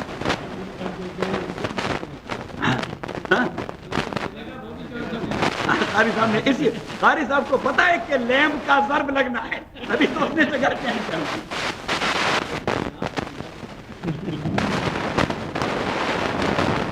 ویسے حضور علیہ السلام جو تقسیم شروع کرتے تو وہ دائیں ہاتھ سے شروع کرتے، کوئی چیز لاتا نہیں، ورنہ میں بھی دائیں ہاتھ سے شروع کرتا. صحیح. حضرت عبداللہ ابن عباس رضی اللہ تعالیٰ عنہ چھوٹے بچے تھے، نوجوان تھے، ٹین ایجر تھے، وہ یہاں بیٹھے تھے. ابو بکر صدیق یہاں لیفٹ پر بیٹھے تھے. تو حضور علیہ السلام کے پاس ہدیہ آ گیا تو حضور نے اپنے معمول کے مطابق حضرت عبداللہ ابن عباس کو دینا چاہا. قیام جو حضور کا، کیونکہ یہ جو اللہ کے نبی کا جو پریکٹس ہوتا ہے وہ پریکٹس کے ساتھ ٹھیک ٹھاک کمیٹڈ رہتا ہے. صحیح. تو اس نے دائیں سے شروع کر دیا. ابن عباس وہ ہمارے ٹین ایجر جیسا نہیں تھا، وہ ٹین ایجر تھا حضور کا فرسٹ کزن. وہ ٹین ایجر تھا جس کے متعلق حضور نے دعا کی کہ اللہ مفقہہ فی الدین وعلمہ القرآن، خداوند اس کو دین کا بہت بڑا عالم بنا دے اور قرآن کا بہت بڑا مفسر بنا دے. ہم اسے رئیس المفسرین کہتے ہیں. کیا کہتے ہیں؟ رئیس المفسرین، مفسرین کے سردار ہیں. تو عبداللہ ابن عباس رضی اللہ تعالیٰ عنہ ٹین ایجر تھے، لیکن ٹین ایجر تھے آزاد سے کہ that is the practice of رسول اللہ صلی اللہ علیہ وسلم. بس as far as the dignity is concerned, Abu Bakr is much more dignified than everybody should be there. حضرت عبداللہ ابن عباس نے کہہ دیا کہ اللہ کے نبی یہ میرا نمبر ابو بکر کو دیا، میرا نمبر. ایسا کہتے ہیں از خدا خواہم توفیق ادب بے ادب محروم گشت از الدین کلہ ادب. عرب کہتے ہیں الدین کلہ ادب. دین نام ہے آداب کا، دین نام ہے رسپیکٹ کا، دین نام ہے احترام کا. صحیح. اگر احترام نہیں ہے تو دین آتا نہیں. دین نام کچھ ریچولز کا نہیں کہ بچہ آپ ریچولز کرتے رہیں. نہیں، ریچولز نے آپ کی طبیعت کو کتنا سدھارا، ریچولز نے آپ کو بنایا، ریچولز نے آپ کو بنایا. وہی بات ہے کہ کچھ نہیں ہوتا ہے ظاہر نمازوں سے اصول، جب تلک دل میں نہ ہو الفت رسول اللہ. اور جب نہ ہو تو یوں کر سر ہو دے میں جھکا، سر خدا کے واسطے اور دل مصطفیٰ کے واسطے. اگر آپ کی نماز میں محمد کی محبت نہیں ہے، محمد کی محبت نہیں، it means that you are performing your salah without having the concept of sunnah. تو جب آپ کے قلب و دماغ میں حضور کے سنہ کا کانسیپٹ نہیں، that salah is totally unacceptable to Allah سبحانہ و تعالی. کیونکہ بنو تمیم ایک قبیلہ تھا، حضور کے پاس آ گئے. حضور کے پاس حضور علیہ الصلوۃ والسلام سے کہنے لگے اللہ کے نبی ہم اللہ سے بہت محبت کرتے ہیں، اللہ سے ہاں بہت محبت کرتے ہیں. اللہ سے محبت کرنے والے ہمیشہ کوئی شارٹ وے ڈھونڈتے ہیں. کیا ڈھونڈتے ہیں؟ کہ کوئی ایگزٹ لے لیں اور جلدی جلدی پہنچ جائیں. کوئی ایگزٹ لے لیں. یہ جو پیروں کے پاس لوگ جاتے ہیں ایگزٹ لے لیتے ہیں. صحیح. یہ فری وے سے نکل کر کوئی ایگزٹ لے دیتے ہیں کہ کوئی اسٹریٹ اگر آسان سی نکل گئی تو اللہ کے قریب پہنچ جائیں. کیونکہ پیر کے ہاں تو اتنی مشکلات نہیں ہوتی. پیر کے ہاں یہ تو مولوی کے پاس مشکلات ہوتی ہیں. چودھری صاحب سے کہے گا یہ حرام ہے، آپ نے نہیں کرنا، یہ مکروہ ہے. چودھری صاحب آپ نے نہیں کرنا، آپ تفسیر کے شاگرد اسٹوڈنٹ. فاروق صاحب آپ نے یہ کام نہیں کرنا، یہ مکروہ ہے، یہ مکروہ ہے. صحیح. تو مولوی تو قدم قدم پہ آپ کو ڈانٹتا رہے گا. اور پھر مولوی بھی میرا جیسا بیوقوف، جو پٹھان بھی ہو اور بیوقوف بھی ہو. صحیح ہے. تو میرا جیسا بیوقوف وہ تو فوراً آپ وہ تو آستینیں چڑھا دیتا ہے، وہ تو فوراً دوسری بات پہ آستینیں چڑھا دیتا ہے. نہیں بھائی یہ میں نہیں کرنے دوں گا. صحیح. میں حکم بیان کروں گا کہ that's the law, that's the order of Allah. صحیح. the things should be in this way. اب کوئی مانے یا نہ مانے، I'm not bound to catch someone and to break someone and to pull someone and to put him in the right direction. No. میری ذمہ داری، میں تو اپنے بچے کو بھی پل کر کے رائٹ ڈائریکشن پہ ڈال سکتا ہوں. نہیں ادروائز دے ول کال 911 کہ ہم نماز کے لیے نہیں جانا چاہتے، ہمارے ابو ہم کو گھسیٹ کے لے جاتے ہیں. صحیح ہے. تو ان کے نمازوں کا کیا بنے گا؟ میرا تو حشر ہو جائے گا. صحیح. I'm talking about American atmosphere. This is reality. These are facts. صحیح. اب مسئلہ یہ ہے کہ دین نام ہے اس چیز کا، کچھ نہیں ہوتا ہے ظاہر نمازوں سے. وہ چیز جب تلک دل میں نہ ہو الفت رسول اللہ. تو بنو تمیم نے کہہ دیا کہ اللہ کے نبی ہم اللہ سے بڑا محبت کرتے ہیں. یہ جو لوگ سنت سے باغی ہوتے ہیں اور اپنے لیے آسانی کا راستہ ڈھونڈتے ہیں، وہ کہتے ہیں yes we do follow Allah subhanahu wa ta'ala. You are not following Allah subhanahu wa ta'ala. Denying the sunnah of Rasulullah sallallahu alaihi wasallam, rejecting the sunnah of Rasulullah sallallahu alaihi wasallam, you are not following even Allah and the Holy Quran. Because Allah subhanahu wa ta'ala rather than be committed to the sunnah of Prophet, you will reach to Allah subhanahu. Otherwise you have taken a wrong way. صحیح ہے. اب اگر آدمی جاتا ہے سیکرامنٹو اور 405 اور 5 north کے بجائے وہ کوئی 101 یا 110 لے لیں کہ ہم جس سیکرامنٹو جا رہے ہیں، ہاں جاتے ہوں گے، آپ کا انٹینشن بہت اچھا ہے، انٹینشن آپ کا بہت اچھا ہے. لیکن قیامت آ جائے گی سیکرامنٹو تک پہنچنا ممکن نہیں، آپ کہیں ورجینیا کی طرف نکل جائیں گے، صحیح ہے، ہاں لاس ویگس چلے جائیں گے. تو یہ جو ہے نا، یہ 5 نارتھ کے بجائے 110 لینا ہوتا ہے. اللہ کریم نے فرمایا سیکرامنٹو جانا ہے تو 5 نارتھ لینا ہوتا ہے. 5 نارتھ یو مسٹ اوبے رسول اللہ صلی اللہ علیہ وسلم ان ہز پریکٹسز. تو قرآن کریم نے فرمایا کہ جبریل امین آئے ایٹ دا مومنٹ کہ قل، انہیں کہہ دیں واضح، اس میں کوئی ریزرویشن نہیں، ان کنتم تحبون اللہ، اگر آپ اس دعوے میں سچے ہیں کہ ہم اللہ سے محبت کرتے ہیں، ہم اللہ سے محبت کرتے ہیں، تو آپ انہیں کلیئر کٹ بتا دیں. اور دیکھیے اللہ یہ بھی کہہ سکتا ہے، دیکھیے تو اب اللہ کریم نے یہ نہیں کہا، یہ کلام تو کس کا ہے؟ اللہ کا. تو اللہ یہ کہہ سکتا تھا کہ ان کنتم تحبون اللہ فاتبعوا الرسول، ان کنتم تحبون اللہ فاتبعوا الرسول، اگر آپ اللہ سے محبت کرتے تو رسول اللہ کی اتباع کرتے. اللہ چاہیے تو یہ تھا کہ یہ الفاظ استعمال کرتے، لیکن اللہ کریم نے اپنے کو سائڈ پر کر دیا اور حضور کو درمیان میں لے آیا کہ آپ ڈائریکٹ ہو جائیں ان سے، تاکہ آپ کی اہمیت واضح ہو. اگر میں کہتا ہوں کہ بھائی چودھری صاحب کو فالو کریں، then he is not اہم is my side and I am ordering you to follow Chaudhry صاحب، صحیح. اور اگر میں ایک جانب پر ہو جاتا ہوں اور کہہ دیتا ہوں کہ چودھری صاحب میرے شاگردوں سے کہہ دیں کہ اگر شیخ کو راضی کرنا ہے تو پھر آپ انہیں کہہ دیں کہ مجھے فالو کریں، صحیح. سو آئی ایم گیونگ اہمیہ اینڈ امپورٹنس چودھری صاحب. دیئر فور میں نے آپ سے بات نہیں کی، میں سائڈ پر ہو گیا کہ آپ کہتے ہیں. بات ذہن میں آ گئی؟ تو یہاں دیکھیے وہی انداز اللہ نے اپنا، قل آپ کہہ دیجئے او میرے نبی، ان کنتم تحبون اللہ، اگر آپ لوگ یقیناً محبت کرتے ہیں اللہ تعالیٰ سے، فاتبعونی، محمد خود کہہ رہا ہے فاتبعونی، مجھے فالو کریں، فاتبعونی، مجھے فالو کریں.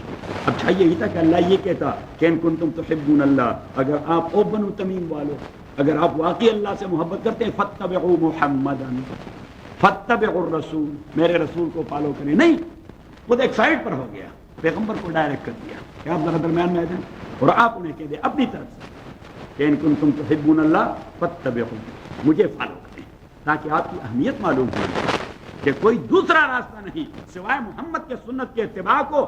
اللہ کے ہاں کوئی دوسرا فری وے جاتا نہیں. There is the only free way and that's the only free way, and the free way اس کا مرکزی ایکسچینج ہے محمد پاک صلی اللہ علیہ وسلم، صحیح. اور بزرگوں نے کیا عجیب مثال دے دی سنت کی، بزرگوں نے سنت کی کیا عجیب مثال دے دی کہ بدن میں قلب و دماغ کی جو حیثیت ہے وہ حیثیت تو چمڑے کی نہیں ہے، یعنی چمڑا بدن کا اتنا اہم نہیں جتنا قلب و دماغ. لیکن اگر چمڑا جل جائے تو the person will dye certainly, صحیح، he will succumb to his injuries. Why? اس لیے کہ یہی چمڑا ہی ہے جو ان ساری چیزوں کو پروٹیکٹ کرتا ہے، صحیح. تو پروٹیکشن آپ ہٹا دیں، your heart will be affected and your mind will be affected and your brain will be damaged and your kidneys will fail and everything is gone. اس لیے کہ پروٹیکشن ختم ہو گئی. تو سنت کی حیثیت یہ فرائض اور واجبات کے لیے چمڑے کی چیز ہے. اگر آپ نے چمڑا جلا دیا everything is gone, nothing remains. بس just wait only for a minute or for few minutes. تو واپس اپنے سبق پہ. لِيَسُوءُ وُجُوهَكُمْ، تاکہ آپ کو ذلیل کر دے. وَلِيَدْخُلُوا الْمَسْجِدَ كَمَا دَخَلُوا أَوَّلَ مَرَّةٍ وَلِيُتَبِّرُوا مَا غَلَوْا تَتْبِيرًا، وَلِيُتَبِّرُوا مَا غَلَوْا تَتْبِيرًا، اور تاکہ وہ لوگ اینٹ کا اینٹ سے بجا دیں وہ جتنی ساری چیزیں آپ بنا چکے ہیں. تو بخت نصر نے صرف بیت المقدس کو نہیں ڈایا، ان کے سارے بلڈنگز کا بیڑا غرق کر دیا. جتنی ساری عمارات انہوں نے کھڑی کر دی تھی انہوں نے کہا ساروں کو ڈالو. تو اس زمانے کا جو راکٹ لانچر تھا، صحیح، بلڈنگ،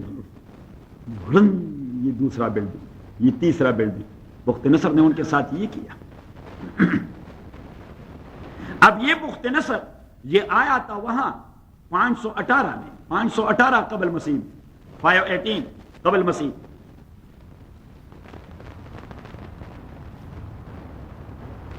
لیکن اس کے بعد بھی ساموریہ کا تو خاتمہ ہو گیا مکمل.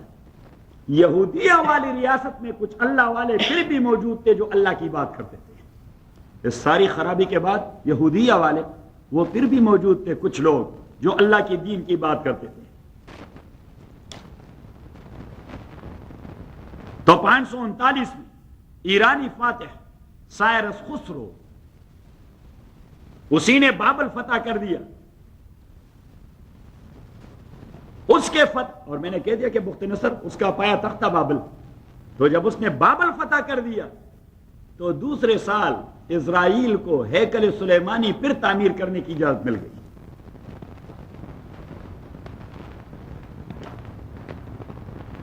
لیکن مقامی قبائل جو بیت المقدس میں رہ رہے تھے انہوں نے ہیکل سلیمانی کی تعمیر کی مزاحمت کی.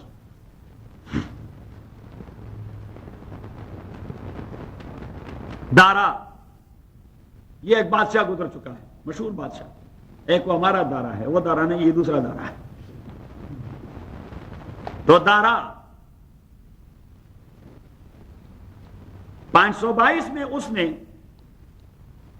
یہ جو یہودیہ اسٹیٹ تھی اس کا جو آخری بادشاہ تھا بخت نصر کے بعد، یعنی بخت نصر جب یہودیہ اور ساموریہ دونوں پر حملہ کر چکا تھا تو یہودیہ کا جو آخری بادشاہ تھا بخت نصر کے وقت، اسی کا پوتا، اسی کا نام تھا زرد بابل. تو اسے بیت المقدس کا گورنر بنا دیا داران.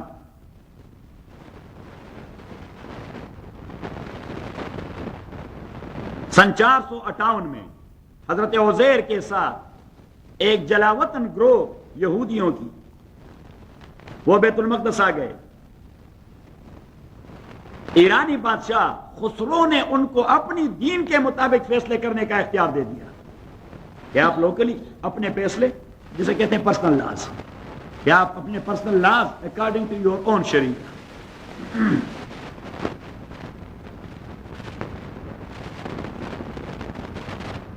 سن 445 میں حضرت نحمیہ، یہ ایک دوسرے پیغمبر تھے، وہ ایک دوسرے جلاوطن گروہ کو لے کر یہودیوں کی تاریخی جلاوطنی میں گزری، کیونکہ خیر کا کام کرتے نہیں تو جو بھی آتے ہیں ان کو ایکسپیل کر دیتے ہیں کہ بھائی ان سے جان چھڑاؤ. تو ایک دوسرا جلاوطن گروہ حضرت نحمیہ کے ساتھ یروشلم آئی. شاہ ایران نے حضرت نحمیہ کو یروشلم کا والی مقرر کر دیا.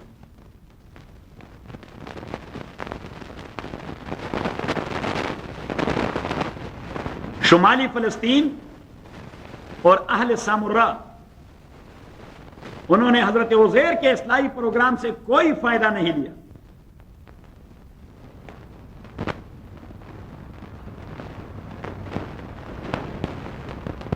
بلکہ انہوں نے اپنے علاقے میں ان کی ایک پہاڑی ہے اور اردن کے بالکل اینڈ سے وہ پہاڑی نظر آتی ہے، اسے کہتے کوہ جزریم. ہاں، تو کوئی جزریم پر انہوں نے اپنا قبلہ بنانے کی کوشش کی. انہوں نے دین کو اتنا موڈیفائی کر دیا کہ نیا قبلہ بنانے کی کوشش کی، جس سے یہودیوں کے درمیان بغض نفرت اور بھی بڑھ گئی کہ بھائی وہ لوگ تو ابھی تک ہمارے پولیٹیکل مخالف تھے تو دین کو جدا کر رہے ہیں. ایرانی سلطنت کے خاتمہ کے بعد سکندر اعظم کے فتوحات سے یہود کو بڑا دھچکا لگا.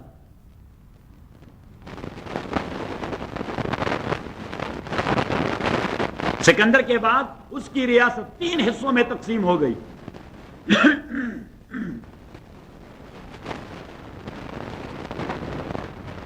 شام کا علاقہ یہ سلوکی یا سلجوقی سلطنت کے زیر نگین تھا.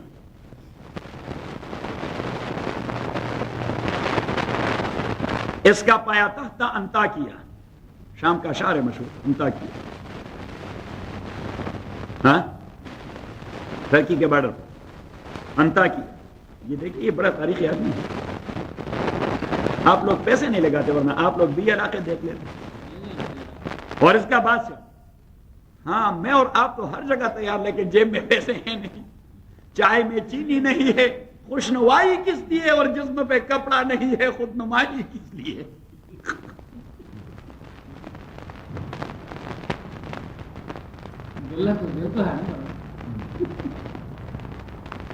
یہ تو ایسا تھا، ہمارے علاقے میں ایک پیر تھے، صحیح، تو اس کے پاس بہت سارے لوگ آتے، انگریزوں کے خلاف لڑے تھے، تو اس کے لنگر میں، لنگر تو جانتے ہیں، تو لنگر میں یہ طریقہ ہوتا تھا کہ جو لوگ بیٹھ جاتے کھانے کے لیے تو پہلے ہر ایک کو ایک ایک روٹی، اور ہمارے پٹھانوں کی تو روٹیاں بھی بڑی بڑی ہوتی ہیں، تو ایک روٹی ہر ایک آدمی کو تھما دیتے، روٹیوں کی تقسیم ختم ہوتی تو کہتے روٹیوں کی تقسیم ختم، تو پھر اس کے بعد تالیاں آنی شروع ہو جاتی، تو جو گروپ بیٹھ جاتا، ہم پینڈا کہتے ہیں، پتہ نہیں آپ کیا کہتے ہیں، جو گروپ ایک جگہ بیٹھ جاتا ہے ایک تالی سے کہتے ہیں، صحیح، ہاں ہم پنجاب والے نہیں کہتے ایک ساتھ، پنجاب والے ایک ساتھ نہیں کہتے، اچھا ہاں پرائیویٹ میں کہتے ہیں، تو ہم اسے پینڈا کہتے ہیں، صحیح، تو پھر اس کے بعد ایک ایک پینڈے کے پاس ایک ایک تالی لے آتے، شوربے کیا جو کچھ بھی ہوتا، صحیح، تو ایک آدمی کو بھوک لگی تھی، اس نے یونانی تہذیب کو پروان چڑھایا، رومن کلچر،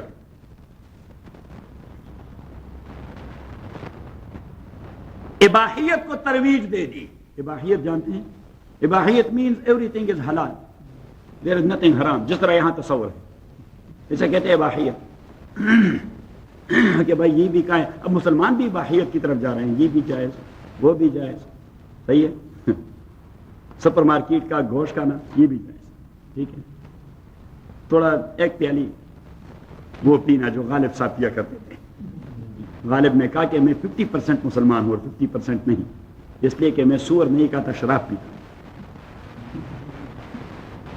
صحیح، تو اباحیت میں سب کچھ مباح ہو جاتے ہیں، بھائی یہ بھی جائز یہ بھی جائز، کیا ہو گیا اگر مکس گیدرنگ ہو گئی، کیا ہو گیا اگر کوئی روحانی رات جس میں کچھ فزیکل تقاضے پورے ہو جاتے ہیں،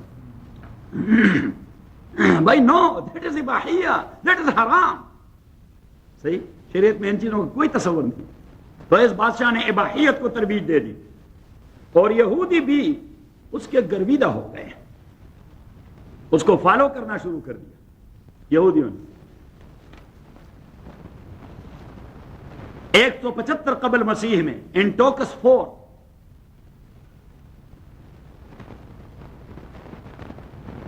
اس نے تو یہودیت کی بیخنی کر دی، ہیکل سلیمانی کے اندر اس نے بت رکھوا دیے، رومن بت، اور یہودیوں سے بائی فورس ان بتوں کی عبادت شروع کروا دی۔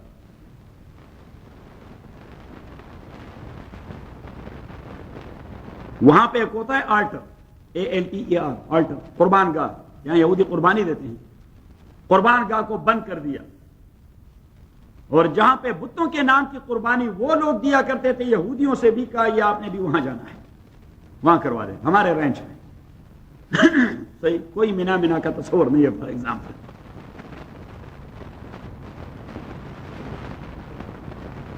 جس کے پاس بھی تورات کا نسخہ ملا، ایک بار پھر بخت نصر والا مسئلہ کہ قتل کر دو،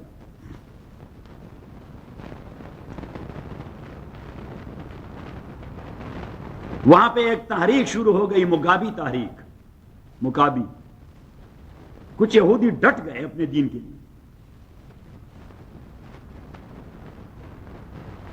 اور وہ ایسے ڈٹے کہ رومیوں کو باہر نکال دیا، اور ایک دینی ریاست گو کہ مختصر تھی لیکن قائم کر دی، وہ دینی ریاست 67 قبل مسیح تک قائم رہی، اور دھیرے دھیرے وہ پھیلتی گئی، حتیٰ کہ سامریہ کا علاقہ بھی ان کے زیر کنٹرول آ گیا، اور تقریباً وہ سارا علاقہ انہوں نے کنٹرول کیا جس پر سلیمان کی حکومت تھی۔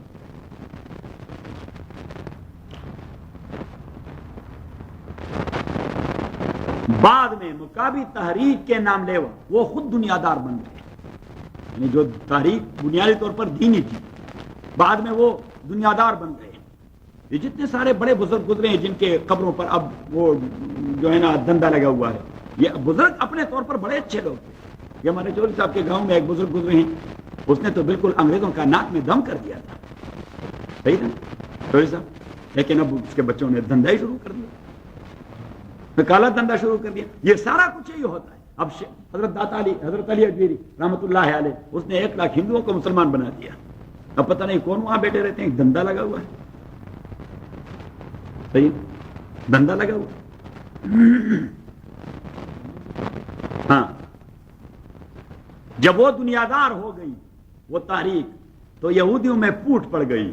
انہوں نے ایک بار پھر خود رومیوں کو دعوت دے دی آنے کی. چنانچہ 63 میں، سن 63 قبل مسیح میں پھر ایک بار بیت المقدس پر قبضہ ہوا.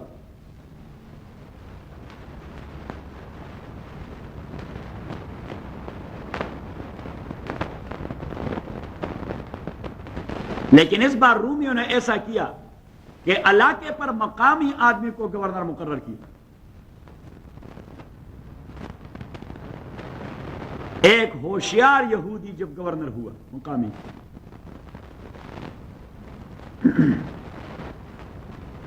اس کا نام تو ہیرود ہے، لیکن بعد میں لوگ اسے ہیرود دی گریٹ کہتے ہیں. ہیرود دی گریٹ، وہ پورے فلسطین اور شرق اردن کا حاکم رہا.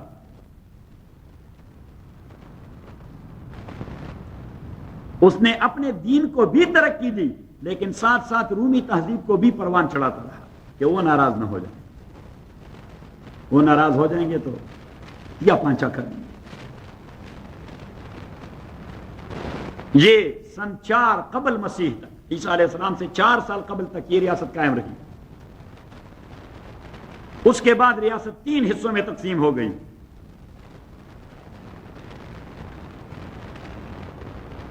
اس کا ایک بیٹا ساموریہ کا حکمران بن گیا. قیصر نے اس کی حکومت کو ختم کر کے اختیارات اپنے گورنر کو دے دیے.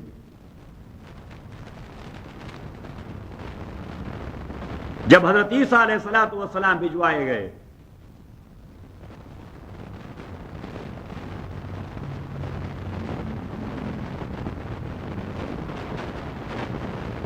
تو یہودی قیصر کے گورنر پیلاطوس، جو بیت المقدس کا گورنر تھا، پیلاطوس، اسی سے حضرت عیسیٰ علیہ السلام کی موت کا پروانہ لے کے آئے کہ یہ آدمی ٹریٹر ہے، غدار ہے، لوگوں کو انقلاب پر اکسا رہا ہے.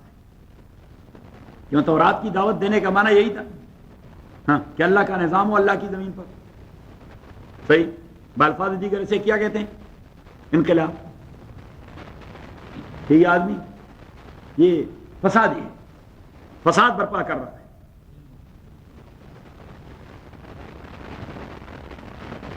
وہ جو ہیرود اعظم تھا اس کا دوسرا بیٹا اینٹیپاس، وہ شمالی فلسطین اور شرق اردن پر حکمرانی کرتا رہا. ایک فاحشہ عورت جو رقاصہ تھی، ڈانسر تھی، وہ اس کا محبوبہ بن گئی. حضرت یحییٰ علیہ السلام تو اس گندگی کے خلاف لگے رہے، تو اسی ڈانسر کے کہنے پر اس ظالم نے حضرت یحییٰ علیہ السلام کو شہید کر دیا. یہ دیکھیے حالات میں کوئی چینج نہیں ہوتا، جو بھی ہوتا ہے یہ سملرٹی ہوتی ہے. کہ بھائی کیا ہوا، حضرت یحییٰ نے کسی کا کچھ بگاڑا تھا؟ کچھ میں نہیں بگاڑا تھا. وہ کہہ رہے تھے کیا گندگی کر رہے ہو، یہ رقاصاؤں کو رقص کروا رہے ہو، سارے لوگ دیوانہ وار ان پہ ٹوٹ پڑتے ہیں، اور بادشاہ بھی آپ لوگوں کا گمراہ ہو چکا ہے، وہ بھی خبیث رقاصے کے ساتھ محبت کر رہا ہے، فلاں فلاں. ابھی باتیں کب کیا راس آتی لوگوں کو. حضرت یحییٰ کا سر قلم کر دیا. اس کا تیسرا بیٹا فلپ، میں نے کہہ دیا کہ اس کی حکومت اس کے بعد 3 حصوں میں تقسیم ہو گئی. اس کا تیسرا بیٹا تھا فلپ. وہ ہردون سے لے کر دریائے ارموک تک حاکم رہا.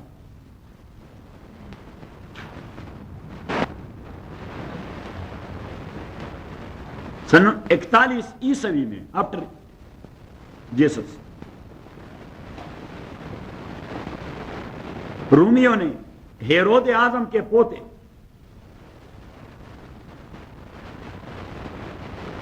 جسے کہتے ہیں ہیرود اگریبا، اسی کو اپنے دادا کے سارے علاقے کا حکمران بنا دیا. اور اس نے حضرت عیسیٰ کے ماننے والوں پر ظلم کے پہاڑ توڑ ڈالے.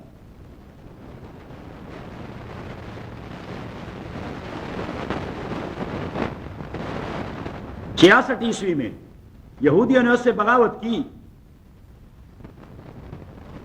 لیکن قیصر کے تائید سے فوجی ذریعے سے وہ بغاوت کچل دی گئی.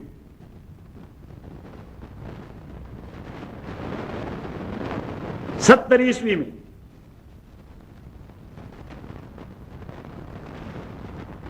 یروشلم کے 33,000 لوگ مارے گئے اور 67,000 قیدی بنا دیے گئے، اور ہزاروں یہودیوں کو مصری لے جا کر ان سے کان کنی کا کام لیا جاتا رہا.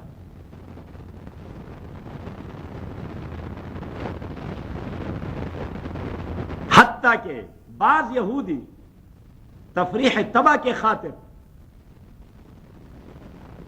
انہی سے شیروں کے ساتھ لڑائی کروائی گئی، شیر اور یہودی، اور لوگ گرل کے پیچھے سے ان کو دیکھ دیکھ کے خوش ہوتے رہے. ان کے حسین لڑکیوں پر بدبختوں نے قبضہ کر دیا. 2000 سال تک نہ یروشلم بنا نہ ہیکل.